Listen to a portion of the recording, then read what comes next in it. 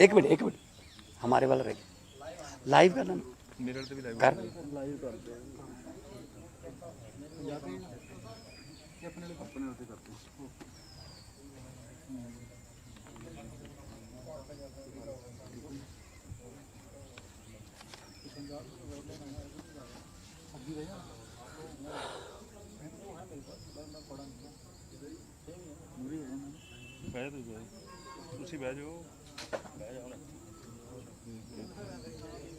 उधर ही खड़ जा पटवारी इत्थे ना खड़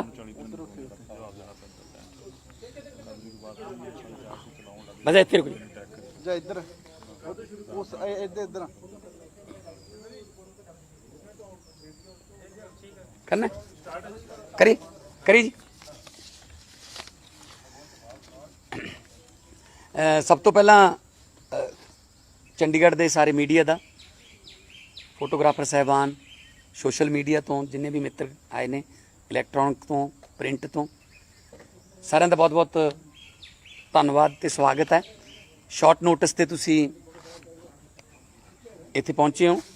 अज जिस मुद्दे ते असी तुहाडे नाल गलबात करनी है तुहाडे जरिए पंजाब दे लोकां नूं पंजाब नूं प्यार करन वाले लखां पंजाबियां नूं ये गल दसनी है कि किस तरह पंजाब दे हक्कां ते जिहड़ा डाका वज रहा है।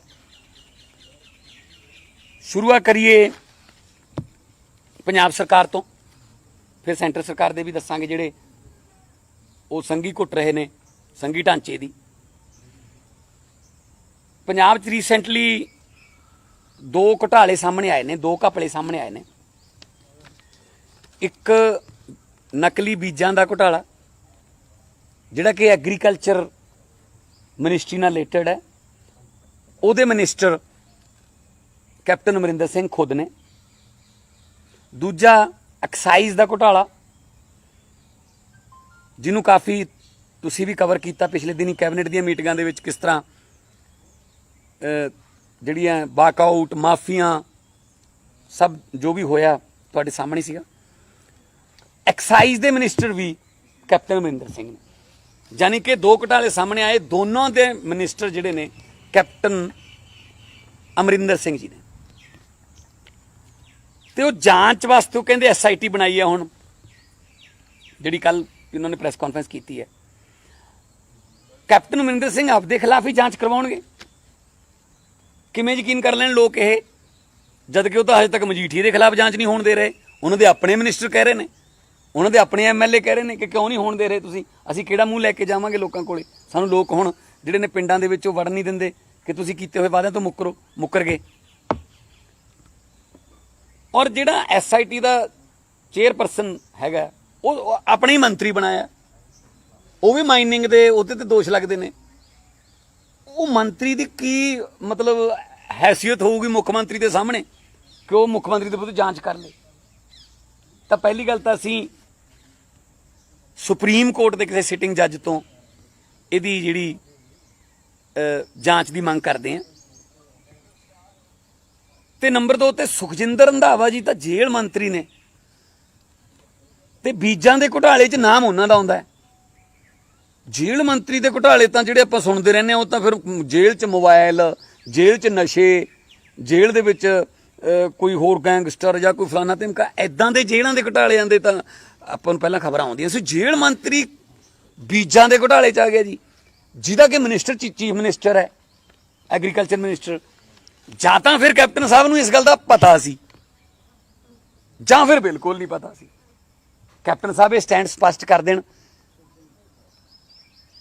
जे उन्होंने बिल्कुल नहीं पता सी उन्होंने नेरे च रख के घोटाला होया तां फिर असीं आम आदमी पार्टी वालों मंग करते हैं कि सुखजिंदर रंधावा नूं तुरंत प्रभाव ते इमीडिएटली कैबिनेट चों कढ़िया जावे, क्योंकि जो कैबिनेट दे विच मंत्री रहणगे ते उस वेले पैरल उन्हां दी जांच होऊगी, SIT करूगी जिहड़ी, तां फिर वो तो जांच नूं प्रभावित करनगे। फिर जिस तरह ये भी मंग करते रहे कांग्रेस वाले अकालियां दे राज वेले कि जी पहला तोता सिंह इस्तीफा देवे फिर जांच होऊगी। यही घपले बीजा अपना नकली ਬੀਜਾਂ ਦੇ, ਨਕਲੀ ਦਵਾਈਆਂ ਦੇ, ਪਹਿਲਾਂ ਅਕਾਲੀਆਂ ਦੇ ਵੇਲੇ ਵੀ ਹੁੰਦੇ ਰਹੇ ਨੇ ਤੇ ਉਦੋਂ ਵੀ ਕਲੀਨ ਚਿੱਟ ਆਪਣੇ ਆਪ ਹੀ ਦੇ ਦਿੰਦੇ ਸੀ। ਤੇ ਹੁਣ ਉਹ ਜਿਹੜਾ ਕੁੜਤਾ ਕਲੀਨ ਚਿੱਟਾਂ ਵਾਲਾ, ਜਿਹੜੇ ਕੁੜਤੇ ਦੀਆਂ ਜੇਬਾਂ 'ਚ ਕਲੀਨ ਚਿੱਟਾਂ ਨੇ, ਜਿਹੜਾ ਪਹਿਲਾਂ ਪ੍ਰਕਾਸ਼ ਸਿੰਘ ਬਾਦਲ ਨੇ ਪਾਇਆ ਹੋਇਆ ਸੀ, ਉਹੀ ਕੁੜਤਾ ਜਿਹੜਾ ਕੈਪਟਨ ਅਮਰਿੰਦਰ ਸਿੰਘ ਦੇ ਪਾਇਆ ਹੋਇਆ, ਉਹ ਵੀ ਕੱਢ ਕਲੀਨ ਚਿੱਟਾਂ ਦੇਈ ਜਾਂਦਾ ਜੀ। ਤਾਂ ਫਿਰ ਇਹ ਅਸਲ 'ਚ ਦੋਨੇ ਮਿਲ ਕੇ ਉਹੀ ਘੁਟਾਲੇ ਨੇ, ਸੇਮ ਘੁਟਾਲੇ ਨੇ। ਇਹ ਰਿਟਾਇਰ, ਇਹ ਜਿਹੜਾ ਇਹਨਾਂ ਨੇ ਘਪਲੇ ਕੀਤੇ ਨੇ, ਇਹ ਹੈਗਾ ਰਿਪੀਟ ਅੰਟਿਲ ਰਿਟਾਇਰ। ਅੰਗਰੇਜ਼ੀ ਦਾ ਇੱਕ ਕੋਟ ਹੈ, ਰਿਪੀਟ ਅੰਟਿਲ ਰਿਟਾਇਰ, ਵੀ ਉਹਨਾਂ ਚਿਰ ਉਹੀ ਕੰਮ ਕਰੀ ਜਾਓ ਜਿੰਨੇ ਚਿਰ ਰਿਟਾਇਰ ਨਹੀਂ ਹੁੰਦੇ। ਉਹ ਆਉਂਦੇ ਨੇ, ਉਹ ਸੇਮ ਘਪਲੇ ਕਰਦੇ ਨੇ, ਉਹ ਆਉਂਦੇ ਨੇ, ਇਹ ਸੇਮ ਘਪਲੇ ਕਰਦੇ ਨੇ।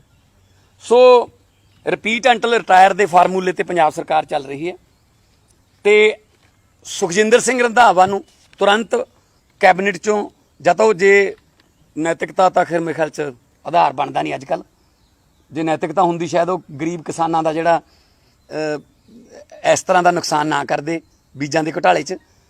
ਤਾਂ ਮੁੱਖ ਮੰਤਰੀ ਸਾਹਿਬ ਨੂੰ ਅਸੀਂ ਇਹ ਕਹਿਣਾ ਚਾਹੁੰਦੇ ਹਾਂ ਕਿ ਤੁਹਾਡੀ ਮਿਨਿਸਟਰੀ 'ਚ ਘੁਟਾਲਾ ਹੋਇਆ ਔਰ ਤੁਹਾਡਾ ਮਿਨਿਸਟਰ ਉਹਦੇ ਵਿੱਚ ਇਨਵੋਲਵ ਹੈ, ਤਾਂ ਉਹਨੂੰ ਇਮੀਡੀਏਟਲੀ ਕੈਬਨਿਟ 'ਚੋਂ ਕੱਢੋ, ਨਹੀਂ ਤਾਂ ਆਮ ਆਦਮੀ ਪਾਰਟੀ ਜਿਹੜੀ ਹੈ ਉਹਨਾਂ ਦੇ ਘਰ ਮੂਹਰੇ ਧਰਨਾ ਦੇਊਗੀ, ਸੜਕਾਂ 'ਤੇ ਆਵਾਂਗੇ, ਲੋਕਾਂ ਨੂੰ ਲੈ ਕੇ ਆਵਾਂਗੇ। ਤੇ ਹਾਸੋ ਹੀ ਨਹੀਂ ਗੱਲ, ਇੱਕ ਜਿਸ ਤਰ੍ਹਾਂ ਮੈਂ ਪਿਛਲੀ ਪ੍ਰੈਸ ਕਾਨਫਰੰਸ 'ਚ ਵੀ ਕਿਹਾ ਸੀਗਾ ਕਿ ਕੈਪਟਨ ਸਾਹਿਬ ਖੇਤੀ ਬਾਰੇ ਕਿੰਨਾ ਕੁ ਜਾਣਦੇ ਨੇ, ਇਹ ਸਾਰਿਆਂ ਨੂੰ ਪਤਾ ਹੀ ਹੈ। ਖੱਲ ਦੀ ਪੀਸੀ ਦੇ ਵਿੱਚ ਕੈਪਟਨ ਸਾਹਿਬ ਕਹਿ ਰਹੇ ਸੀ ਤਾਂ ਟਾਈਮ ਤੇ ਫੜਿਆ ਗਿਆ ਘੁਟਾਲਾ ਬੀਜਾਂ ਵਾਲਾ, ਹਜੇ ਝੋਨਾ ਲਾਇਆ ਨਹੀਂ ਲੋਕਾਂ ਨੇ, ਤਾਂ 10 ਜੂਨ ਤੋਂ ਬਾਅਦ ਲਾਉਣਗੇ। ਸ਼ਾਇਦ ਕੈਪਟਨ ਸਾਹਿਬ ਨੂੰ ਇਹ ਨਹੀਂ ਪਤਾ ਕਿ ਉਹਦੀ ਪਨੀਰੀ ਮਹੀਨਾ ਪਹਿਲਾਂ ਬੀਜਣੀ ਪੈਂਦੀ। ਸ਼ਾਇਦ ਉਹਨਾਂ ਦੇ ਕਿਸੇ OSD ਨੇ ਵੀ ਨਹੀਂ ਦੱਸਣ ਦੀ ਕੋਸ਼ਿਸ਼ ਕੀਤੀ ਹੋਣੀ ਉਹਨਾਂ ਨੂੰ ਕਿ ਉਹ ਤਾਂ ਬੀਜ ਤਾਂ ਖਰੀਦ ਲਏ ਜੀ। ਈਵਨ ਜਿਹੜੀ ਡਾਇਰੈਕਟ ਵੀ ਬੀਜਣੀ ਹੈ ਕਿਸੇ ਨੇ, ਜਿਹੜੀ ਅੱਜ ਕੱਲ੍ਹ ਮਸ਼ੀਨ ਆਈ ਹੈ ਡਾਇਰੈਕਟ ਬੀਜਣ ਵਾਲੀ, ਉਹ ਵੀ 15-20 ਦਿਨ ਪਹਿਲਾਂ ਬੀਜਣਾ ਪੈਂਦਾ ਜੀ। ਜਦੋਂ ਪੁੰਗਰ ਜਾਂਦਾ ਬੀਜ ਉਦੋਂ ਪਾਉਂਦੇ। ਸੋ ਕੈਪਟਨ ਸਾਹਿਬ ਨੂੰ ਇਹ ਲੱਗਦਾ ਸ਼ਾਇਦ 10 ਜੂਨ ਨੂੰ ਸਿੱਧੇ ਹੀ ਲਾਉਣਗੇ, ਜਿਵੇਂ ਆਮ ਤੌਰ ਤੇ ਜਿਹੜਾ ਇਹਨਾਂ ਨੂੰ ਪਤਾ ਹੀ ਨਹੀਂ ਹੁੰਦਾ ਕਿ ਮੁਸ਼ਕਲਾਂ ਕੀ ਨੇ ਖੇਤੀ ਦੀਆਂ, ਕਿਹੜਾ ਬੀ ਕਿੰਨੇ ਕਿਲੋ ਪੈਂਦਾ, ਕਿੰਨੀ ਉਹਦੀ ਪ੍ਰੋਡਕਸ਼ਨ ਹੁੰਦੀ ਹੈ, ਕਿੰਨੀਆਂ ਸਪਰੇਆਂ ਹੁੰਦੀਆਂ, ਕਿੰਨੀਆਂ ਰੇਹਾਂ ਪੈਂਦੀਆਂ। ਸੋ ਇਸ ਕਰਕੇ ਇਹ ਕੱਲ੍ਹ ਵਾਲੀ ਜਿਹੜੀ PC ਸੀਗੀ ਉਹਦੇ ਵਿੱਚ ਮੈਂ ਗੱਲਾਂ ਨੋਟ ਕੀਤੀਆਂ। ਤੇ ਜਿਹੜਾ ਆਰਡੀਨੈਂਸ ਜਾਰੀ ਹੋਇਆ ਹੁਣ, ਮੈਂ 19 ਮਈ ਨੂੰ PC ਕੀਤੀ ਸੀ, ਤੁਸੀਂ ਇੱਥੇ ਸੀਗੇ। ਮੈਂ ਉਦੋਂ ਖਦਸ਼ਾ ਪ੍ਰਗਟ ਕੀਤਾ ਸੀਗਾ ਕਿ MSP ਨੂੰ ਖਤਮ ਕਰਨ ਦੀਆਂ ਤਿਆਰੀਆਂ ਚੱਲ ਰਹੀਆਂ ਨੇ। ਵੱਡੇ ਪਲੇਅਰ ਕਲਸਟਰ ਬਣਾਉਣਗੇ 30-30,000 40-40,000 ਏਕੜ ਦੇ, ਅੰਬਾਨੀਜ਼ ਅੰਡਾਨੀਜ਼ ਦੇ ਸਾਈਲੋ ਬਣਨਗੇ। ਉਸ ਵੇਲੇ ਸ਼ਾਇਦ ਕਈਆਂ ਨੇ ਸੋਚਿਆ ਹੋਣਾ, ਸ਼ਾਇਦ ਵਿਰੋਧੀ ਪਾਰਟੀ ਤੌਰ ਤੇ ਇਲਜ਼ਾਮ ਲਾ ਰਹੇ ਨੇ, ਪਰ 19 ਮਈ ਤੋਂ ਅੱਜ 6 ਜੂਨ ਤੱਕ ਪਹੁੰਚਦੇ ਸਿਰਫ 15-16 ਦਿਨਾਂ 'ਚ ਇਹ ਗੱਲ ਸਾਬਤ ਹੋ ਚੁੱਕੀ ਹੈ। ਉਹਨਾਂ ਨੇ ਆਰਡੀਨੈਂਸ ਜਾਰੀ ਕਰਤਾ ਜੀ ਕਿ ਪੰਜਾਬ ਤੇ ਹਰਿਆਣਾ ਨੂੰ ਸਪੈਸੀਫਿਕਲੀ ਰੱਖਿਆ ਉਹਦੇ 'ਚ ਕਿ ਇੱਥੋਂ MSP ਖਤਮ ਕਰੋ। ਸਿਰਫ ਪੰਜਾਬ ਤੇ ਹਰਿਆਣਾ ਨੇ ਜਿਨ੍ਹਾਂ ਨੇ ਪ੍ਰੋਕਿਉਰਮੈਂਟ ਦਾ ਢਾਂਚਾ ਬਣਾਇਆ ਹੋਇਆ ਸੀ, ਸਾਡੀਆਂ ਜਿਹੜੀਆਂ ਖਰੀਦ ਏਜੰਸੀਆਂ ਨੇ, ਪਨਗ੍ਰੇਨ ਹੋ ਗਈ, ਮਾਰਕਫੈਡ ਹੋ ਗਈ, ਬਾਕੀ ਜਿਹੜੀਆਂ ਸਾਡੀਆਂ FCI ਹੋ ਗਈ, ਚਲੋ ਸੈਂਟਰ ਦੀ ਹੈ, ਸਿਰਫ ਪੰਜਾਬ ਤੇ ਹਰਿਆਣਾ ਨੇ ਆਪਣਾ ਪ੍ਰੋਕਿਉਰਮੈਂਟ ਦਾ ਸਿਸਟਮ ਬਣਾਇਆ ਸੀਗਾ, ਬਾਕੀ ਹੋਰ ਕਿਤੇ ਨਹੀਂ ਹੈਗਾ ਮੁਲਕ 'ਚ। UP ਦੇ ਵਿੱਚ ਅੱਜ ਵੀ MSP ਤੋਂ 1000 ਰੁਪਇਆ ਘੱਟ ਜਿਹੜਾ ਝੋਨਾ ਵਿਕ ਰਿਹਾ, 400 ਰੁਪਇਆ ਪੂਰੇ ਦੇਸ਼ ਦੇ ਵਿੱਚ ਪੰਜਾਬ ਤੇ ਹਰਿਆਣੇ ਤੋਂ ਬਿਨਾਂ ਕਣਕ ਜਿਹੜੀ ਹੈ ਉਹ 400 ਰੁਪਇਆ ਘੱਟ ਵਿਕ ਰਹੀ ਹੈ MSP ਤੋਂ। ਠੀਕ ਹੈ ਜੀ, ਬਿਲਕੁਲ ਇਸੇ ਤਰ੍ਹਾਂ ਕਰਨ ਦਾ ਹੁਣ ਪੰਜਾਬ ਤੇ ਹਰਿਆਣੇ ਦਾ ਵਾਰੀ ਆ ਗਈ।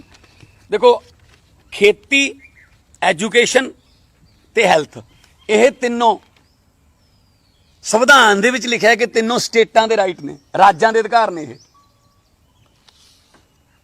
ਐਜੂਕੇਸ਼ਨ ਤੇ ਹੈਲਥ ਤਾਂ ਅਸੀਂ ਪਹਿਲਾਂ ਹੀ ਦੇਤੀ ਉਹਨਾਂ ਨੂੰ। ਜੇ ਅਸੀਂ PGI ਬਣਾਉਣਾ ਹੋਵੇ ਸਾਨੂੰ ਸੈਂਟਰ ਵੱਲ ਦੇਖਣਾ ਪੈਂਦਾ। ਐਜੂਕੇਸ਼ਨ ਵੀ ਉਹ ਲੈ ਗਏ, ਹੈਲਥ ਵੀ ਲੈ ਗਏ। ਐਜੂਕੇਸ਼ਨ ਕਿਵੇਂ, ਹੁਣ ਉਹ ਸਾਡੇ ਇਤਿਹਾਸ 'ਚ ਬਦਲਾਅ ਕਰੀ ਜਾਂਦੇ ਨੇ, ਅਸੀਂ ਰੋਜ਼ ਰੋਈ ਜਾਂਦੇ ਹਾਂ ਜੀ, ਆਹ ਦੇਖੋ ਜੀ ਆਹ ਕੀ ਕਰਤਾ ਜੀ, ਆਹ ਜਿਹੜਾ ਸਿਲੇਬਸ ਦੇ ਵਿੱਚ ਆਹ ਬਦਲਾਅ ਕਰਤਾ, ਉਹ ਇਤਿਹਾਸ ਨੂੰ ਤਰੋੜੀ ਮਰੋੜੀ ਜਾਂਦੇ ਨੇ, ਕਿਉਂਕਿ ਐਜੂਕੇਸ਼ਨ ਉਹਨਾਂ ਨੇ ਪਹਿਲਾਂ ਹੀ ਕਬਜ਼ੇ 'ਚ ਲੈ ਲਈ, ਹੈਲਥ ਲੈ ਲਈ, ਤੇ ਹੁਣ ਰਹਿ ਗਈ ਸੀ ਖੇਤੀ, ਉਹ ਵੀ ਲੈ ਗਏ ਜੀ। ਤੇ ਜਿਹੜਾ ਆਰਡੀਨੈਂਸ ਜਾਰੀ ਹੋਇਆ MSP ਨੂੰ ਖਤਮ ਕਰਨ ਵਾਲਾ, ਉਹ ਅਕਾਲੀ ਦਲ ਦੇ ਬਠਿੰਡਾ ਤੋਂ MP ਮਾਨਯੋਗ ਸ਼੍ਰੀਮਤੀ ਹਰਸਿਮਰਤ ਕੌਰ ਜਿਹੜੇ ਕਿ ਨੂੰਹ ਰਾਣੀ ਨੇ, ਪ੍ਰਕਾਸ਼ ਸਿੰਘ ਬਾਦਲ ਜਿਹੜੇ ਕਿ ਪੰਜਾਬ ਦੇ ਕਿਸਾਨਾਂ ਦੇ ਮਸੀਹੇ ਦੇ ਅਵਾਰਡ ਜਿੱਤਦੇ ਰਹੇ ਨੇ ਜਾਂ ਕਹਿੰਦੇ ਰਹੇ ਉਹਨਾਂ ਨੂੰ, ਉਹਨਾਂ ਦੀ ਮੌਜੂਦਗੀ 'ਚ ਹੋਇਆ ਜੀ ਇਹ ਆਰਡੀਨੈਂਸ ਕੈਬਨਿਟ 'ਚ। ਫਿਰ ਇਹ ਅਕਾਲੀ ਦਲ ਸਟੈਂਡ ਸਪਸ਼ਟ ਕਰੇ ਵੀ ਉਹ ਕਿੱਧਰ ਨੇ ਹੁਣ। ਤੇ ਉਹ ਕਹਿ ਕੀ ਰਹੇ ਨੇ? ਕਹਿ ਰਹੇ ਨੇ ਜੀ ਸੁਖਬੀਰ ਬਾਦਲ ਸਵਾਗਤ ਕਰ ਰਹੇ ਨੇ ਉਹਦਾ, ਕਹਿੰਦੇ ਹਾਂਜੀ ਹਾਂਜੀ ਇਹ ਵਧੀਆ ਗੱਲ ਹੋ ਗਈ। ਰਾਜਾਂ ਦੇ ਅਧਿਕਾਰ ਖੋਣ ਨੂੰ ਹੁਣ ਅਕਾਲੀ ਦਲ ਵਧੀਆ ਕਹਿ ਰਿਹਾ। ਤੇ ਆਨੰਦਪੁਰ ਦੇ ਮਤੇ ਵੇਲੇ ਪਤਾ ਨਹੀਂ ਕਿੱਡੇ ਵੱਡੇ ਕਹਿੰਦੇ ਮੋਰਚੇ ਲਾਉਣ ਦੀਆਂ ਗੱਲਾਂ ਕਰਦੇ ਸੀਗੇ ਕਿ ਰਾਜਾਂ ਦੇ ਅਧਿਕਾਰ ਜਿਹੜੇ ਮਿਲਣੇ ਚਾਹੀਦੇ ਨੇ। ਇਸੇ ਤਰ੍ਹਾਂ NRC ਵੇਲੇ ਕੀਤਾ ਇਹਨਾਂ ਨੇ, ਉੱਥੇ ਹੱਕ 'ਚ ਵੋਟ ਪਾਈ ਹੈ, ਇੱਥੇ ਆ ਕੇ ਵਿਰੋਧ ਕੀਤਾ ਹੈ। ਤੇ ਹੁਣ ਕੀ ਹੋਊਗਾ ਜੀ ਜੋ ਹੁਣ ਫਿਊਚਰ 'ਚ ਹੋਣਾ? ਹੁਣ ਕੀ ਹੋਗਾ? GST ਵਾਸਤੇ ਤਾਂ ਪਹਿਲਾਂ ਹੀ ਅਸੀਂ ਮਿੰਨਤਾਂ ਕੱਢ ਰਹੇ ਹਾਂ ਕਿ ਸਾਡੇ ਪੈਸੇ ਦੇ ਦਿਓ ਜੀ, ਉਹ ਵੀ ਲੈ ਗਏ। ਤੋ ਰਾਜਾਂ ਦੇ ਜਿਹੜੇ ਅਧਿਕਾਰਾਂ ਤੇ ਡਾਕਾ ਵੱਜਿਆ। ਹੁਣ ਪ੍ਰਾਈਵੇਟ ਪਲੇਅਰ ਆਉਣਗੇ ਜੀ, 3 ਸਾਈਲੋ ਉਹਨਾਂ ਦੇ ਬਣ ਗਏ ਅੰਡਾਨੀਜ਼ ਦੇ, 18 ਦਾ ਹੋਰ ਉਦਘਾਟਨ ਹੋਣ ਲੱਗਿਆ। ਬਸ ਮੰਡੀ ਸਿਸਟਮ ਖਤਮ। 4,500 ਕਰੋੜ ਦੇ ਲਗਭਗ ਮੰਡੀ ਬੋਰਡ ਦੀ ਜਿਹੜੀ ਫੀਸ ਹੁੰਦੀ ਸੀ ਉਹ ਗਈ। 4% ਪਰਚੇਜ਼ ਟੈਕਸ ਹੈ ਹੋ ਗਿਆ। ਲਗਭਗ 12,000 ਕਰੋੜ ਦਾ ਪੰਜਾਬ ਦੇ ਖਜ਼ਾਨੇ ਨੂੰ ਸਿੱਧਾ ਡਾਕਾ। ਤੇ ਮੰਡੀ ਬੋਰਡ ਦਾ ਜਦੋਂ ਫੀਸ ਗਈ ਤਾਂ ਜਿਹੜੇ ਰੂਰਲ ਡਿਵੈਲਪਮੈਂਟ ਫੰਡ ਹੈ ਜਿਹਦੇ ਰਾਹੀਂ ਪਿੰਡਾਂ ਦੀਆਂ ਸੜਕਾਂ ਬਣਾਈਆਂ ਜਾਂਦੀਆਂ ਲਿੰਕ ਰੋਡਾਂ, ਉਹ ਖਤਮ ਨੇ। 71,000 ਕਿਲੋਮੀਟਰ ਜਿਹੜੀਆਂ ਸੜਕਾਂ ਨੇ ਉਹ ਮੰਡੀ ਬੋਰਡ ਦੇ ਅੰਡਰ ਆਉਂਦੀਆਂ, ਉਹ ਸਾਰੀਆਂ ਖਤਮ ਹੋ ਜਾਣਗੀਆਂ ਲਿੰਕ ਰੋਡ ਪਿੰਡਾਂ ਦੀਆਂ। ਤੇ 1434 ਖਰੀਦ ਸੈਂਟਰ ਖਤਮ ਹੋ ਜਾਣਗੇ। ਤੇ 30,000 ਆੜਤੀ ਆ ਜਿਹੜਾ ਡਾਇਰੈਕਟ ਤੌਰ ਤੇ ਪ੍ਰਭਾਵਿਤ ਹੋਊਗਾ। ਤੇ ਉਹਨਾਂ ਦਾ 1616 ਕਰੋੜ ਰੁਪਈਆ ਜਿਹੜਾ ਉਹਨਾਂ ਦੀ ਆੜਤ ਦਾ ਬਣਦਾ ਉਹ ਵੀ ਅੰਬਾਨੀਆਂ ਅਡਾਨੀਆਂ ਦੇ ਖਾਤੇ 'ਚ। ਤੇ ਉਹਨਾਂ ਨਾਲ ਰਿਲੇਟਡ ਮੁਨੀਮ, ਲੇਬਰ, ਪੱਲੇਦਾਰ, ਟਰੱਕ ਆਪਰੇਟਰਸ, ਲਗਭਗ 3 ਲੱਖ ਜਿਹੜਾ ਲੇਬਰ ਦਾ ਜਿਹੜਾ ਵਿਅਕਤੀ ਹੈ ਕਾਮੇ, ਉਹ ਬਿਲਕੁਲ ਬੇਰੁਜ਼ਗਾਰ ਹੋ ਜਾਣਗੇ।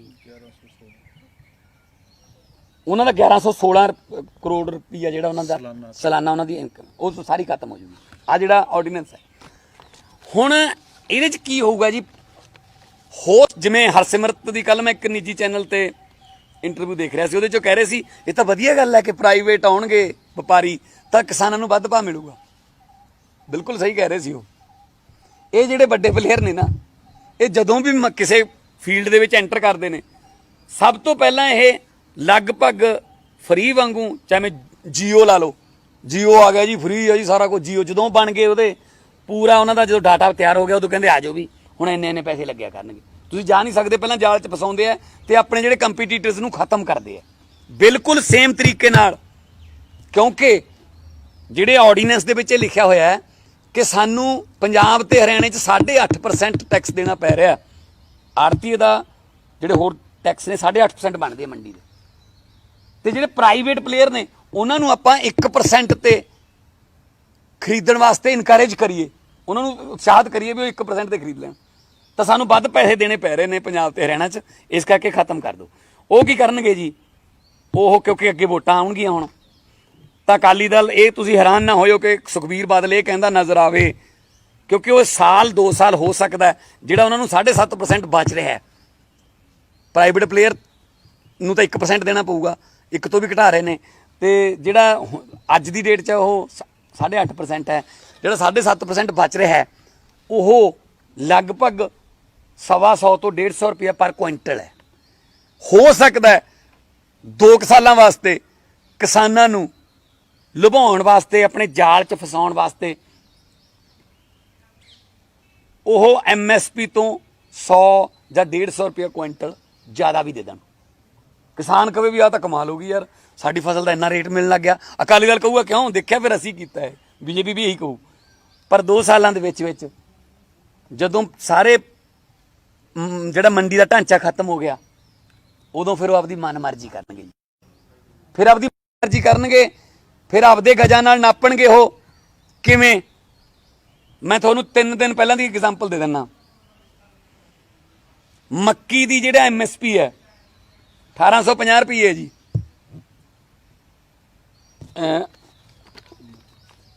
ਨਹੀਂ 1750 ਰੁਪਏ ਮੱਕੀ ਦੀ MSP। ਏਸ਼ੀਆ ਦੀ ਸਭ ਤੋਂ ਵੱਡੀ ਮੰਡੀ ਖੰਨਾ ਮੰਨੀ। ਖੰਨੇ ਦੀ ਮੰਡੀ 'ਚ ਹੁਣ ਸਰਕਾਰ ਖਰੀਦਦੀ ਨਹੀਂ MSP ਤੇ ਮੱਕੀ ਨੂੰ, ਪ੍ਰਾਈਵੇਟ ਕਹਿੰਦਾ ਮੈਂ ਤਾਂ ਆਪਦੇ ਹਿਸਾਬ ਨਾਲ ਲਊਂਗਾ ਜੀ। 3-4 ਦਿਨ ਪਹਿਲਾਂ ਦੀ ਗੱਲ ਹੈ, 250 ਕੁਇੰਟਲ ਮੱਕੀ ਖੰਨੇ ਦੀ ਮੰਡੀ ਦੇ ਵਿੱਚ ਕਿਸਾਨਾਂ ਨੂੰ ਮਜਬੂਰਨ 1111 ਰੁਪਏ ਕੁਇੰਟਲ ਵੇਚਣੀ ਪਈ ਹੈ। 639 ਰੁਪਏ MSP ਤੋਂ ਘੱਟ। ਬਿਲਕੁਲ ਇਸੇ ਤਰ੍ਹਾਂ ਕਣਕ ਤੇ ਝੋਨੇ ਨਾਲ ਹੋਇਆ ਕਰੂਗਾ, ਕਿਉਂਕਿ ਉਹ ਕਹਿੰਦੇ ਸਾਡੀਆਂ ਮੱਧ ਪ੍ਰਦੇਸ਼ ਦੀਆਂ, ਛੱਤੀਸਗੜ੍ਹ ਦੀਆਂ, ਸਾਡੀਆਂ ਉੜੀਸਾ ਦੀਆਂ ਜ਼ਮੀਨਾਂ ਚੱਲ ਪਈਆਂ, ਅਸੀਂ ਹੁਣ ਪੰਜਾਬ ਤੋਂ ਝੋਨਾ ਨਹੀਂ ਖਰੀਦਣਾ, ਬੀਜਣਾ ਨਹੀਂ ਬੀਜੋ, ਜਾਨੀ ਕਿ ਸੈਂਟਰਲ ਪੂਲ ਨੂੰ ਹੁਣ ਕੋਈ ਲੋੜ ਨਹੀਂ ਪੰਜਾਬ ਹਰਿਆਣੇ ਦੇ ਝੋਨੇ ਦੀ, ਅਨਾਜ ਦੀ। ਬਿਲਕੁਲ ਜਿਵੇਂ ਕਿਸੇ ਬਲਦ ਨੂੰ ਵਾਹ ਕੇ ਉਹ ਤੋਂ ਕੰਮ ਲੈ ਕੇ ਵਾਹੀ ਕਰਤੇ, ਜਦੋਂ ਮੌਲਾ ਹੋ ਜਾਂਦਾ ਉਦੋਂ ਛੱਡ ਦਿੰਦੇ ਨੇ। ਬਿਲਕੁਲ ਪੰਜਾਬ ਨੂੰ ਨਿਚੋੜ ਕੇ ਨਿੰਬੂ ਵਾਂਗੂ ਹੁਣ ਸੁੱਟਣ ਦੀ ਤਿਆਰੀ ਹੈ। ਤਿਆਰੀ ਕੀ ਸੁੱਟਤਾ, ਸਾਡੀ ਧਰਤੀ 'ਚੋਂ ਪਾਣੀ ਖਤਮ ਹੋ ਗਿਆ, ਅਸੀਂ ਰੇਗਿਸਤਾਨ ਬਣਨ ਦੀ ਕਗਾਰ ਤੇ ਆ ਗਏ, ਠੀਕ ਹੈ ਜੀ। ਤੇ ਹੁਣ ਸਾਡੀਆਂ ਫਸਲਾਂ ਨੂੰ ਖਰੀਦਣ ਤੋਂ ਮੁੱਕਰਨਗੇ। ਤੇ ਇਹਦੇ ਵਿੱਚ ਜਿੰਨਾ ਕੇਂਦਰ ਜ਼ਿੰਮੇਵਾਰ ਹੈ ਓਨਾ ਹੀ ਕਾਂਗਰਸ ਜ਼ਿੰਮੇਵਾਰ ਹੈ ਤੇ ਅਕਾਲੀ ਦਲ ਜ਼ਿੰਮੇਵਾਰ ਹੈ। ਸੋ ਇਹਦਾ ਇਹ ਸਟੈਂਡ ਸਪਸ਼ਟ ਕਰਨ ਅੱਜ ਅਸੀਂ ਤੁਹਾਡੇ ਨਾਲ ਇਸ ਵਿਸ਼ੇ ਤੇ ਗੱਲ ਕਰਨ ਆਏ ਹਾਂ। ਤੇ ਇੱਕ ਜਿਹੜਾ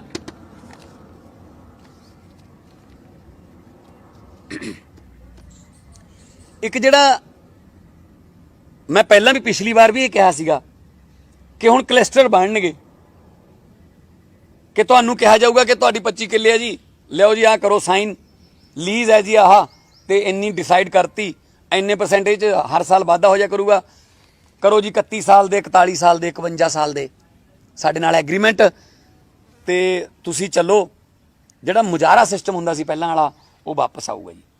ਇਹ ਜਿਹੜਾ ਇਹਨਾਂ ਨੇ ਕੀਤਾ ਨਾ ਸ਼ਕਤੀਕਰਨ ਤੇ ਸੁਰੱਖਿਆ, ਜਿਹੜੀ ਉਹ ਸ਼ਕਤੀਕਰਨ ਤੇ ਸੁਰੱਖਿਆ ਵੱਡੇ ਘਰਾਣਿਆਂ ਨੂੰ ਹੈ ਜੀ, ਹੋਰ ਕਿਸੇ ਨੂੰ ਨਹੀਂ। ਕਿਉਂਕਿ ਉਹ ਤਾਂ ਆਪਦੇ ਵੱਡੇ ਕਿਉਂਕਿ ਹੁਣ ਇਹਨਾਂ ਨੇ ਉਹ ਤਾਂ ਬੰਦ ਕਰਤਾ ਕਿ ਤੁਸੀਂ ਭੰਡਾਰ ਕਰ ਸਕਦੇ ਹੋ, ਜ਼ਰੂਰੀ ਵਸਤਾਂ ਚੋਂ ਅਨਾਜ ਨੂੰ ਤੇ ਇਹਨੂੰ ਕੱਢਤਾ, ਅਨਾਜ ਦੀਆਂ ਜਿਹੜੀਆਂ ਆਪਣੇ ਪੰਜਾਬ ਦੀਆਂ ਜਿਹੜੀਆਂ ਫਸਲਾਂ ਨੇ ਕੱਢ ਕੇ। ਹੁਣ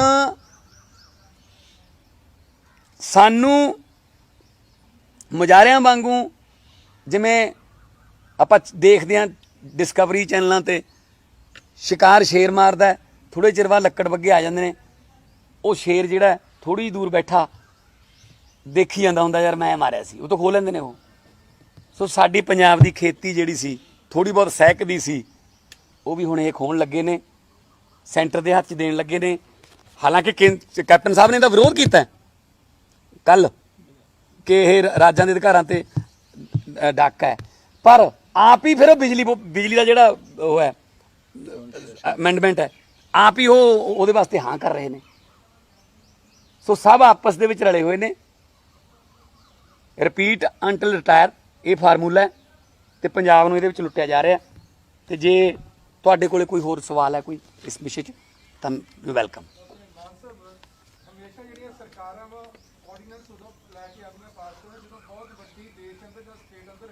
ਐਮਰਜੈਂਸੀ ਵੇਲੇ ਆਰਡੀਨੈਂਸ ਆਉਂਦੇ, ਦੇਖੋ ਇਹਨਾਂ ਨੂੰ ਹੁਣ ਮੌਕਾ ਮਿਲ ਗਿਆ ਕਰੋਨਾ ਦੇ ਮੋਢੇ ਤੇ ਧਰ ਕੇ ਬੰਦੂਕ ਚਲਾਉਣ ਦਾ। ਨੇਪਾਲ ਦੀ ਪਾਰਲੀਮੈਂਟ ਚੱਲ ਰਹੀ ਹੈ ਜੀ, ਹੋਰ ਬਹੁਤ ਸਾਰੇ ਯੂਰਪੀ ਮੁਲਕਾਂ ਦੀ ਪਾਰਲੀਮੈਂਟ ਚੱਲ ਰਹੀ ਹੈ ਜੀ, ਜਿਨ੍ਹਾਂ ਤੋਂ ਸਾਨੂੰ ਇਹ ਵਧੀਆ ਕਹਿੰਦੇ ਨੇ ਕਿ ਅਸੀਂ ਉਹਨਾਂ ਨਾਲੋਂ ਕਰੋਨਾ ਤੇ ਵੱਧ ਕੰਟਰੋਲ ਕੀਤਾ ਹੋਇਆ। ਤੇ ਪੰਜਾਬ ਆਪਣੇ ਦੇਸ਼ ਦੇ ਵਿੱਚ ਵੀ ਟ੍ਰੇਨਾਂ ਚਲਾਤੀਆਂ, ਇੰਟਰਨੈਸ਼ਨਲ ਫਲਾਈਟਾਂ ਵੀ ਸ਼ੁਰੂ ਹੋਣ ਲੱਗੀਆਂ ਨੇ, ਮਾਲ ਖੋਲ੍ਹਤੇ, ਠੀਕ ਹੈ ਜੀ, ਰੈਸਟੋਰੈਂਟਾਂ ਤੇ ਗਾਈਡਲਾਈਨ ਦੇ ਕੇ ਖੋਲ੍ਹਣ ਲੱਗੇ ਨੇ, ਸਲੂਨ ਖੋਲ੍ਹਤੇ। ਤਾਂ ਫਿਰ ਪਾਰਲੀਮੈਂਟ ਕਿਉਂ ਨਹੀਂ ਚੱਲ ਸਕਦੀ ਜੀ? ਇਹ ਪਾਰਲੀਮੈਂਟ 'ਚ ਬਿੱਲ ਆਉਂਦਾ ਨਾ, ਕਿਉਂਕਿ ਪਾਰਲੀਮੈਂਟ 'ਚ ਰੌਲਾ ਪੈਂਦਾ, ਫਿਰ ਪਾਰਲੀਮੈਂਟ 'ਚ ਵਿਰੋਧੀ ਧਿਰਾਂ ਨੂੰ, ਸਾਡੇ ਵਰਗਿਆਂ ਨੂੰ ਬੋਲਣ ਦਾ ਮੌਕਾ ਮਿਲਦਾ। ਹੋ ਸਕਦਾ ਰਾਜ ਸਭਾ 'ਚ ਪਾਸ ਨਾ ਹੁੰਦਾ, ਤਾਂ ਫਿਰ ਇਹਨਾਂ ਨੂੰ ਹੁਣ ਮੌਕਾ ਮਿਲ ਗਿਆ। ਇਹ ਕਰੋਨਾ ਦੀ ਆੜ ਦੇ ਵਿੱਚ ਇਹ ਆਫਤ ਮੇ ਆਪਦਾ ਮੇ ਸੇ ਅਫਸਰ ਢੂੰढ ਰਹੇ ਹੈ। ਮੋਦੀ ਸਾਹਿਬ ਨੇ 2-3 ਵਾਰੀ ਜਦੋਂ ਆਏ ਨੇ, ਉਹ ਹੁਣ ਤਾਂ ਖੈਰ ਉਹਨੂੰ ਹਟ ਗਏ, ਉਹਨਾਂ ਨੂੰ ਪਤਾ ਵੀ ਹੁਣ ਕਰੋਨਾ ਤਾਂ ਕੰਟਰੋਲ ਤੋਂ ਬਾਹਰ ਹੋ ਗਿਆ, ਹੁਣ ਮੈਂ ਇਹਦੇ ਵਿੱਚੋਂ ਨਿਕਲ ਜਾ, ਹੁਣ ਤਾਂ ਮੰਤਰੀ ਆਉਂਦੇ ਨੇ। ਉਦੋਂ ਜਦੋਂ ਤਾਲੀਆਂ ਥਾਲੀਆਂ ਵਜਵਾਉਣ ਆਉਂਦੇ ਸੀ, ਉਦੋਂ ਕਹਿੰਦੇ ਸੀ ਆਪਦਾ ਮੇ ਸੇ ਅਫਸਰ ਢੂੰਢੀਏ। ਉਹ ਆਪਦਾ ਚੋਂ ਅਫਸਰ ਸਰਕਾਰ ਢੂੰਢ ਰਹੀ ਹੈ। ਕਿਵੇਂ ਉਦਯੋਗਪਤੀਆਂ ਦੇ ਹੱਥ ਦੇ ਵਿੱਚ ਮੁਲਕ ਦੇਤਾ ਆਪਾਂ ਨੂੰ, ਕਰੋਨਾ ਨਾਲੋਂ ਵੀ ਜ਼ਿਆਦਾ ਵੱਡੀ ਮਹਾਮਾਰੀ ਦਾ ਫਿਊਚਰ 'ਚ ਸਾਹਮਣਾ ਕਰਨਾ ਪਊ। ਕਰੋਨਾ ਦਾ 100 ਸਾਲ ਬਾਅਦ ਆਇਆ, ਇਹ ਤਾਂ ਕਈ 100 ਸਾਲਾਂ ਦਾ ਜਿਹੜਾ ਸਾਨੂੰ ਜਿਹੜਾ ਇਹ ਸਿਆਪਾ ਪਾਉਣ ਲੱਗੇ ਹੈ।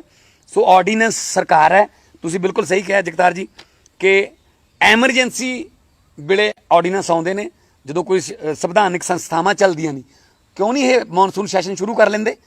ਭਾਵੇਂ ਉਹਦੀ ਗਾਈਡਲਾਈਨ ਦੇ ਦਿਓ ਸਾਨੂੰ, ਚਾਹੇ ਉਹਨੂੰ ਡਬਲ ਕਰ ਲਓ, ਅੱਧੇ MP ਇੱਕ ਦਿਨ ਬੁਲਾ ਲਓ, ਅੱਧੇ 2 ਦਿਨ ਦੂਜੇ ਦਿਨ ਬੁਲਾ ਲਓ, ਕੋਈ ਹੋਰ ਤਰੀਕੇ ਹੋ ਸਕਦੇ ਨੇ ਤਾਂ ਸ਼ੁਰੂ ਕਰੋ। ਪਾਰਲੀਮੈਂਟ 'ਚੋਂ ਕਰਵਾਓ ਨਾ ਪਾਸ। ਇਹ 70% ਤੋਂ ਜ਼ਿਆਦਾ ਜਿਹੜੇ ਫੈਸਲੇ ਨੇ, ਚਾਹੇ ਉਹ 20 ਲੱਖ ਕਰੋੜ ਦਾ ਜਿਹੜਾ ਸੋ ਕਾਲਡ ਇਹਨਾਂ ਦਾ ਸੀਗਾ ਪੈਕੇਜ, ਉਹਦੇ ਸਾਰੇ ਫੈਸਲੇ ਜਿਹੜੇ ਨੇ ਉਹ ਪਾਰਲੀਮੈਂਟ 'ਚ ਹੋਣੇ ਚਾਹੀਦੇ ਸੀਗੇ। ਸੋ ਪਾਰਲੀਮੈਂਟ ਦਾ ਯਕੀਨ ਹੀ ਨਹੀਂ। ਸਾਰੀਆਂ ਸੰਵਿਧਾਨਕ ਸੰਸਥਾਵਾਂ ਇਹਨਾਂ ਨੇ, ਚਾਹੇ ਉਹ CBI ਹੈ, ਚਾਹੇ ਸੁਪਰੀਮ ਕੋਰਟ ਹੈ, ਚਾਹੇ ਇਲੈਕਸ਼ਨ ਕਮਿਸ਼ਨ ਹੈ, ਚਾਹੇ ਨੀਤੀ ਆਯੋਗ ਹੈ, ਇਹ ਸਾਰੇ ਖਤਮ ਹੀ ਕਰਤੇ ਇਹਨਾਂ ਨੇ। ਸੋ ਇਸ ਕਰਕੇ ਜਿਸ ਤਰ੍ਹਾਂ ਅਡਵਾਨੀ ਜੀ ਨੇ ਪਹਿਲੀ ਸਰਕਾਰ ਵੇਲੇ ਕਿਹਾ ਸੀ कि एमरजेंसी वर्गे हालात नजर आ रहे हैं, सो वो एमरजेंसी आ गई। मान साहब, आज ऑपरेशन ब्लू स्टार की बरसी पे जो जत्थेदार है उन्होंने बोला कि अगर खालिस्तान बन जाए या मिल जाए सरकार हमें दे तो समर्थन उन्होंने इनडायरेक्टली किया है। अकाली दल कह रहा है कि नहीं, ऐसा नहीं है, गलत मतलब निकाला जा रहा है। आपका क्या स्टैंड है इस सारे मामले पर? देखिए, सबसे पहले तो जो ब्लू स्टार है वो एक ऐसा जख्म है जो जिसको सदियां भी नहीं भरेंगी, वो जख्म नहीं भर पाएगा। बहुत लोगों की भावनाएं बहुत आहत हुई, बहुत ज़्यादा, मतलब इंतहा थी वो एक ऐसा धब्बा है जो कांग्रेस के माथे से कभी मिटेगा नहीं। नंबर 2 पे सेकुलर पार्टी हमारी, हम हर धर्म का सत्कार करते हैं। अकाली दल धर्म की राजनीति करता है। जब वो सत्ता से बाहर होते हैं तो वो एकदम से धार्मिक पार्टी बन जाते हैं, ऐसे मुद्दे लेके आते हैं। जब सत्ता में आते हैं तो सेकुलर बन जाते हैं। अकाली दल और बीजेपी इकट्ठे हैं। ये किसी से बात लुकी नहीं हुई, किसी से छुपी नहीं हुई कि जथेदार जो है उसके फैसले जो हैं वो किसकी जेब से निकलते हैं। और श्रोमणी कमेटी के प्रधान उस समय मौजूद भी थे जब उन्होंने ये बात कही है। तो देखो, मैं ये कहना चाहता हूं कि अगर जथेदार साहब ने ये बात कही है तो अकाली दल अपना स्टैंड स्पष्ट करे और बीजेपी अब बताए कि अब वो उनके साथ चलेगी।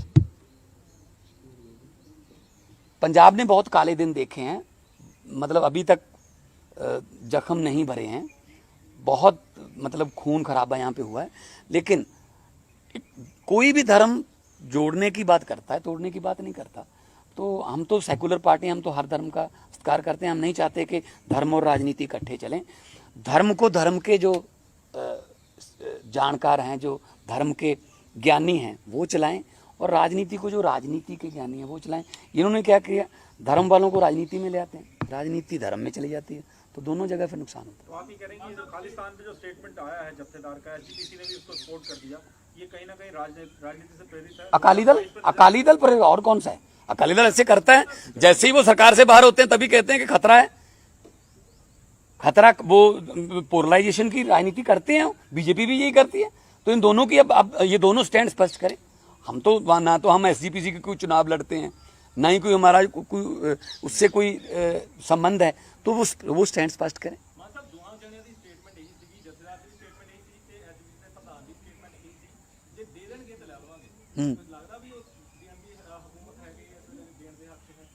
आज ਜਿਹੜੀਆਂ ਮੈਂ ਬੋਲੀਆਂ ਨੇ ਜੀ, ਇਹਨਾਂ ਚ ਹੀ ਬਚਾ ਲਈਏ ਕੁਛ। ਤੁਸੀਂ ਉੱਥੋਂ ਲੈਣ ਦੀ ਗੱਲ ਕਰਦੇ ਹੋ ਤਾਂ ਜਿਹੜਾ ਬਚਿਆ ਪਿਆ ਸਾਡੇ ਕੋਲ ਉਹ ਵੀ ਖੋਈ ਜਾਂਦੇ ਆ। ਸਾਡੇ ਕੋਲ ਤਾਂ ਸਾਰਾ ਕੁਝ ਖੋ ਕੇ ਲੈ ਗਏ। ਅਸੀਂ ਤਾਂ ਭਿਖਾਰੀ बनाते। वो कहते थे ना कि पंजाब पूरे देश का पेट पालता था, आज पंजाब खुद का पेट पालने के लिए सेंटर की तरफ देख रहा है। तो ये कौन सी बातें कर रहे हैं इस समय में? हमारा युवा जो है, हमारा यूथ जो है वो आईलेट्स करके बाहर की तरफ भाग रहा है, ठीक है जी, और पेरेंट्स उनके पीछे जा रहे हैं। जहाज़ों के जहाज, अभी तो कोरोना की वजह से थोड़ा फ्लाइट्स रुक गई, वरना अब तक तो कितने यूथ और भी चला गया होता। तो हम अपने यूथ को तो संभाल लें पहले, हमारी नस्लें और फसलें संभाल लें पहले।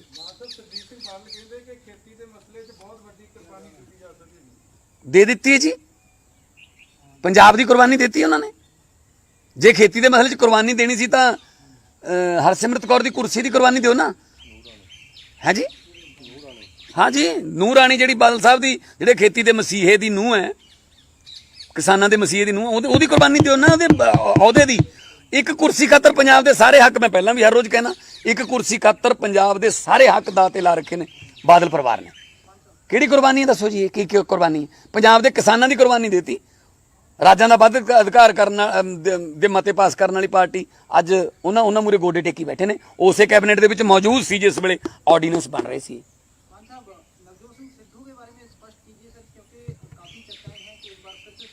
देखिए, हमने तो ऑलरेडी स्पष्ट कर दिया, पिछले 2-3 दिन से ये खबर चल रही है कि देखिए हमारे ना तो किसी दिल्ली में किसी के साथ उनका संपर्क हुआ है, हमारे नेता के साथ, सीएम साहब ने भी बोल दिया है, ठीक है, ना ही हमारे साथ किसी से उनका संपर्क हुआ, या प्रशांत किशोर का या नवजोत सिद्धू का। ये तो सिद्धू साहब स्पष्ट करे ना कि किधर जाना है। हर तीसरे महीने निकल आता है। मतलब सिद्धू साहब से पूछिए ना आप कहाँ हैं वो। तो चलो, अगर आपसे बात नहीं करते तो जो उनका जीतेगा पंजाब वाला पेज है, जो अकाउंट है, उस पर स्पष्ट कर दें, स्पष्ट तो कर देना। मतलब हमारी तरफ से तो ये है कि हाँ, आप पूछते हो कि अगर वो आते हैं, हम तो ये कहते हैं जी, जो भी पंजाब के जो हित हैं उनको लेके अपने पर्सनल या हमारे निजी जो स्वार्थ हैं वो बहुत छोटे हैं। जो पंजाब के स्वार्थ को लेकर आता है हम तो और का वेलकम करेंगे। हम जो है कांग्रेस पे दबाव बना रहे हो इस बहाने से कि आपका सुर्रा छोड़ देते हैं। हाँ, पता नहीं मतलब जब मई में रिजल्ट आया था, मैं जीता था, 3 महीने मुझसे ये नहीं पूछा किसी पत्रकार ने कि जी कैसे जीते, बड़ी जीत हुई। सिर्फ यही पूछते नवजोत सिद्धू आएंगे जी, वो सीएम का चेहरा होंगे जी। सर ये छोटे मुद्दे हैं, पंजाब के मुद्दे बड़े हैं। शर्त कोई रखे तो पार्टी, आपको लगता है कि ऐसी शर्तों पे आप लोग उसको वेलकम करेंगे? कोई शर्त लेकर आएगा? देखो, पहली बात तो पंजाब वास्ते जे कोई बिना शर्त कोई अपने निजी स्वार्थ छड्ड के आउणा चाहुंदा सी, सारिਆਂ ਨੂੰ ਵੈਲਕਮ ਕਰਾਂਗੇ। ਅਸੀਂ ਤਾਂ ਪੰਜਾਬ ਦੇ 2.5 ਕਰੋੜ ਜਿਹੜੇ ਵਸਨੀਕ ਨੇ ਉਹਨਾਂ ਨੂੰ ਸਾਰਿਆਂ ਨੂੰ ਕਹਿੰਦੇ ਕਿ ਇੱਧਰ ਆਈਏ, ਆਪਾਂ ਪੰਜਾਬ ਵਾਸਤੇ ਲੜੀਏ। ਹੁਣ ਰਹਿ ਕੀ ਗਿਆ, ਸਾਰਾ ਕੁਝ ਤਾਂ ਵੇਚੀ ਜਾਂਦੇ ਆ, ਠੀਕ ਹੈ ਨਾ। ਸੋ ਇਸ ਤਰ੍ਹਾਂ ਦਾ ਕੋਈ ਸਾਡੇ ਨਾਲ ਕੋਈ ਕਿਸੇ ਆਫੀਸ਼ੀਅਲ ਲੈਵਲ ਤੇ ਸਾਡੇ ਵੱਲੋਂ ਕਿਸੇ ਵੀ ਬੰਦੇ ਨਾਲ ਕੋਈ ਗੱਲ ਨਹੀਂ ਹੋਈ। ਅਦਰਵਾਈਜ਼ ਅਸੀਂ ਦੱਸ ਦਿੰਦੇ ਚ ਕਿਹੜੀ ਗੱਲ ਸੀ। ਇਹ ਕਿਹੜਾ ਕੋਈ ਸਾਡੇ ਲਈ ਕੋਈ ਸ਼ਰਮ ਵਾਲੀ ਗੱਲ ਹੈ, ਲੁਕਾਉਣ ਵਾਲੀ ਗੱਲ ਹੈ।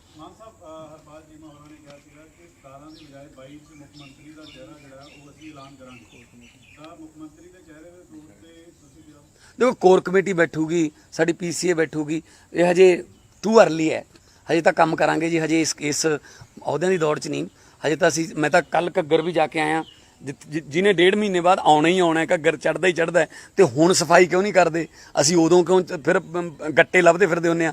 सो असी तां हजे पंजाब दे दरपेश जिहड़े मसले ने, मीत हेर जी वो मैडिकल ਦੀਆਂ ਜਿਹੜੀਆਂ ਫੀਸਾਂ ਵਧਾਈਆਂ ਨੇ ਉਹਨਾਂ ਦੇ ਸੰਬੰਧ 'ਚ ਜਿਹੜਾ ਹੈ ਉਹ ਕਰਕੇ ਆਏ ਨੇ ਪ੍ਰੈਸ ਕਾਨਫਰੰਸ ਤੇ ਧਰਨਾ, ਠੀਕ ਹੈ ਨਾ। ਆ ਜਿਹੜਾ ਹੁਣ ਸ਼ਰਾਬ ਮਾਫੀ ਦਾ ਕਹਿੰਦੇ ਨੇ SIT ਬਣਾਈ ਹੈ, ਸ਼ੁਕਰ ਹੈ। ਕੱਲ ਉਹਨਾਂ ਨੇ ਆਪ ਹੀ ਕਿਹਾ SIT ਬਣਾਉਣ ਦਾ ਮਤਲਬ ਤਾਂ ਮੰਨ ਲਿਆ ਨਾ ਫਿਰ ਉਹਨਾਂ ਨੇ ਕਿ ਕੁਝ ਹੋਇਆ। तो ਉਹਦੇ ਵਾਸਤੇ ਸਾਡੇ ਬਰਸਟ ਸਾਹਿਬ ਨੇ ਤੇ ਚੀਮਾ ਸਾਹਿਬ ਨੇ ਪਟਿਆਲੇ ਦੇ ਵਿੱਚ ਪ੍ਰਦਰਸ਼ਨ ਕੀਤਾ ਸੀ। ਸੋ ਆਮ ਆਦਮੀ ਪਾਰਟੀ ਆਪਣਾ ਵਿਰੋਧੀ ਧਿਰ ਦਾ ਫਰਜ਼ ਨਿਭਾ ਰਹੀ ਹੈ, ਚਾਹੇ ਸੜਕਾਂ ਤੇ ਹੋਵੇ, ਵਿਧਾਨ ਸਭਾ ਤੇ ਪਾਰਲੀਮੈਂਟ ਤਾਂ ਇਹ ਚੱਲ ਨਹੀਂ ਰਹੀ। तो असी जिथे भी कोई जुर्म होगा असी जावांगे। और गग्गर पे आप कल गए थे, एक वीडियो आपका देखा हमने सोशल मीडिया पर। हाँ। तो वहाँ पर किसान पिछले साल जो तबाही हुई थी, हमने पूरा सब नेशनल चैनल्स ने, पंजाब के मीडिया ने चीज़ें दिखाया, लेकिन उसके बाद भी वहाँ पे लोकल एडमिनिस्ट्रेशन सरकार जागी नहीं है। किसान 200 रुपये पर एकड़ खरीद के खुद ही वहाँ मरम्मत कर रहे हैं। तो क्या स्थिति आपको वहाँ पर लगी और क्या सरकार को कोई सुध है वहाँ? देखिए, मैंने 10 दिन पहले डिप्टी कमिश्नर से बात की कि मतलब मानसून टाइम पे मतलब जुलाई 15 के बाद घग्गर में पानी आएगा। ये कोई ऐसी बात नहीं है कि 10 साल बाद आएगा या 10 साल बाद एक बार आता है। हर साल घग्गर में बाढ़ आती है और उस समय फिर जो तैयारियां की जाती हैं, या उस समय मुआवजा की बात की, JCB नहीं मिल रही जी, ये जो बोरे हैं वो नहीं मिल रहे बांध पे लगाने के लिए। मैंने कहा अभी क्यों नहीं तैयारी करते हम, अभी क्यों नहीं उन बांधों को, उन किनारों को मजबूत किया जाता जहां पिछली बार वो टूटता है। तो कहते जी हम कर रहे हैं जी, हमने पैसा मांगा है, पैसा आ रहा है। तो कल मैं वहां पे गया, एक्सियन इरिगेशन जो एक्सियन ड्रेनेज वो आए थे वहां पे। हमने कहा जी इसके लिए पैसा आया है। लोग कह रहे जी हम तो 200 रुपये पर एकड़ अपना इकट्ठा करके काम कर रहे हैं और चल भी रहे हैं इस वक्त, जेसीबी और ट्रैक्टर लोगों के चल रहे हैं। कहते जी आप काम कर दो, 10 दिन बाद यहाँ पे धान की बुआई शुरू हो जाएगी, तब यहाँ ट्रैक्टर भी नहीं चलेंगे, कहीं से मिट्टी भी नहीं मिलेगी आपको। तो मैंने कहा जी, मैंने एडीसी साहब से पूछा जी, डी साहब से पूछा जी, जो 2,86,00,000 रुपया बाढ़ की रोकथाम के लिए, साफ सफाई के लिए नदियां नालों की जो संगरूर में आया है, उसमें घग्गर शामिल नहीं है? आपको जानकर हैरानी होगी, उसमें घग्गर शामिल नहीं। घग्गर को वो मतलब बाढ़, घग्गर के लिए स्पेशल बजट बनाते हैं। घग्गर के लिए 2,47,00,000 का अलग से बजट बना के भेजा हुआ है। वो अभी एस्टीमेट लगा के दिया है जी, चीफ सेक्रेटरी के पास पड़ा है, चीफ सेक्रेटरी के पास। मैंने कहा जी केरल क्रॉस कर गई है मॉनसून, वो वेट नहीं करेगी कि पंजाब सरकार ने अभी घग्गर का एस्टीमेट नहीं बनाया तो मैं रुक जाऊं 10 दिन। मैं एमपी लेड से परसों मीटिंग रखी है, मूनक के एसडीएम के साथ, डीसी से बात करके, पंचायतों के साथ मैं बात करूंगा। पंचायत कह रहे जी हमें इनसे 10 गुना ज्यादा का कम पैसे दे दीजिए, 10 गुना, हम अपने तरफ से बांध बना लेंगे, हमें इनके बांध पर यकीन नहीं है। अभी क्या हो रहा है, लोगों के खर्चे पे 2,000 रुपया पर आवर पे जेसीबी चल रही है वहां पे, कल देख के आया हूं। उन जेसीबी की फोटो खींच रही है गवर्नमेंट, जो प्रशासन है, और उनको अखबार में देकर ये कहा जा रहा है कि जंगी पद्धर से, युद्ध स्तर पर काम चल रहा है वहां पे, और कर लोग रहे हैं वो। अगर जंग लग गई, अगर युद्ध हो गया तो ये ऐसे करेंगे कि लोग मतलब लोगों के जो साधन है लोग उसको ही। मैं, मेरे पास एमपी लेड के पास देखो, वैसे तो मोदी सरकार ने हमारा बंद कर दिया अगले 2 साल का, पर मेरे पिछले एमपी लेड का मेरे पास पैसा पड़ा है। तो मैंने उनको कहा कि मैं जारी कर दूंगा, डिप्टी कमिश्नर जी को कहा कि आप रेड क्रॉस से या इधर उधर से कर लो, जितनी देर इनका एस्टीमेट नहीं बनता हम जारी कर, लेकिन काम नहीं रुकने देंगे हम, जेसीबी चल रही है अभी तक। हाँ, मैं अपने एमपी लेड से करूंगा। चाइना बॉर्डर पे आज इंडिया और चाइना की बातचीत चल रही है। दूसरा सवाल ये बनता है, क्या विदेश नीति भारत की फेल हुई है? नेपाल, चाइना, पाकिस्तान, भूटान, जो नेबरिंग कंट्रीज हैं, कहीं ना कहीं वहाँ से जो रिएक्शन आ रहे हैं वो कहीं अच्छे संकेत। बिल्कुल बिल्कुल, फेलियर ऑफ फॉरेन पॉलिसी है कि हम अपने छोटे छोटे पड़ोसी भी हमें आंख दिखाते हैं। बांग्लादेश का टका हमारे से ऊपर चला गया रुपये से, तो हम इकोनॉमिकली भी और वैसे भी हम जो क्योंकि देखो जो उसने बयान दिया है, क्या नाम है उसका, बजाज, उसने क्या कहा था कि कोरोना के समय हमें वेस्ट की तरफ देखने की बजाय एशिया की तरफ देखना चाहिए था, कि हम छोटे छोटे देशों ने कैसे कंट्रोल किया उनका। आज हमारा ये कोई नहीं बता रहा यार, 6ठे नंबर पर आ गए आज, इटली को बीट कर दिया, 2,36,000 से ऊपर हो गए। अगला नंबर 287 वाले का है, ठीक है जी। अमेरिका आप 10 दिन में जो 9,000 10,000 की एवरेज हो गई है, 10 दिन में हम दूसरे नंबर पर आ जाएंगे, और ये कह रहे हैं कंट्रोल हो गया जी, तालियों से कहाँ हो गया। 18 दिन कहते महाभारत का युद्ध चला था, मोदी जी ने कहा था वाराणसी जाके, और इसके लिए मुझे 21 दिन दे दो कोरोना के लिए, तो कहाँ गए फिर वो 21 दिन। तो मतलब सब ये जुमलेबाजी चल रही है, और लूटने की जो ऐसी जो 20 लाख करोड़ के और ये ऑर्डिनेंस आ रहे हैं कि जो सांस बच रहा है थोड़ा बहुत गरीब में, हमने देखा है 2-2 हज़ार किलोमीटर पैदल चल के जा रहे हैं वो। एटलस कंपनी बंद हो गई, जो HMT घड़ी, वो जो आज़ादी के बाद सबसे बड़े हमारे ब्रांड थे, HMT एटलस, दोनों बंद जी। लोग जो हैं वो साइकिलों पर अभी भी, वो लड़की गुड़गांव से जो अपने गांव तक कई हज़ार किलोमीटर का सफ़र तय करके अपने पिता को लेके गई। ये हमारा भारत है जी आज का, तो दुखदायक है, शर्मनाक है। एक बड़ा रूमर है पिछले कई दिनों से, मैं चाहूँगा आप पंजाब यूनिट को लीड करते हैं तो आप सफाई दें उस पर। प्रशांत किशोर को लेकर बड़ी चर्चाएं हैं कि आम आदमी पार्टी चाहती है कि जिस तरह दिल्ली में उन्होंने कैंपेन किया, काफ़ी अच्छे रिजल्ट रहे, तो पंजाब में भी उनसे कैंपेनिंग स्ट्रेटजी बनवाई जाए। तो क्या ये सही बात है या ऐसी कोई बातचीत चल रही है, इस पर अगर आप बता पाएँ। नहीं, अभी तक हमारी तरफ से कोई ऐसा नहीं गया उनके पास कोई ऐसा प्रस्ताव, तो ना ही दिल्ली ने हमसे, दिल्ली सरकार ने या दिल्ली की हमारी PAC ने हमसे ये पूछा है कुछ ऐसा प्रस्ताव। आप पर्सनली चाहते हैं कि इस तरह की कोई स्ट्रेटजी वो बनाएं? ये तो टाइम बताएगा। पहले कैप्टन साहब ने अपने 55 MLA से हाँ करवा रखी है, अब बाकी 35 ने पता नहीं क्यों नहीं की, तो ये तो बाद में बताएंगे ना। Thank you very much, thank you for your time. तो फिर सभी को करना। मैंने पिछली बार नहीं किया था। ले, तो सभी आएंगे। मैंने किया नहीं था सर। तो ऐसा मत कर, इस बार भी ना कर। नहीं नहीं, फिर सभी पता क्या, फिर सारा करेंगे, सभी नहीं करेगा कोई।